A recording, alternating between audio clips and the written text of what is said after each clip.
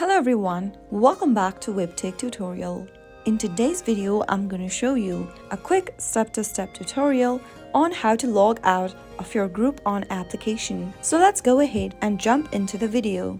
Open your Groupon application, and if you're logged into your account, you'll be able to see this kind of an interface. To log out or sign out of your Groupon account, simply go ahead and find the My Stuff button at the bottom right hand corner and tap on it. It'll then open up several menus on the display.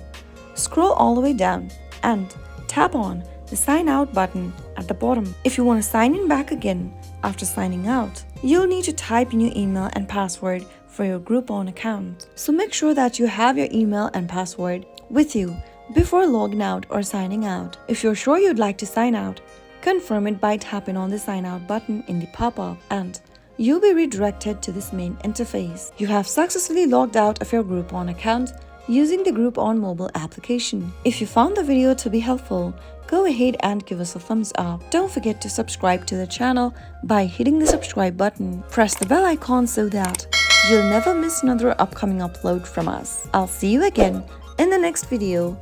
Goodbye till then.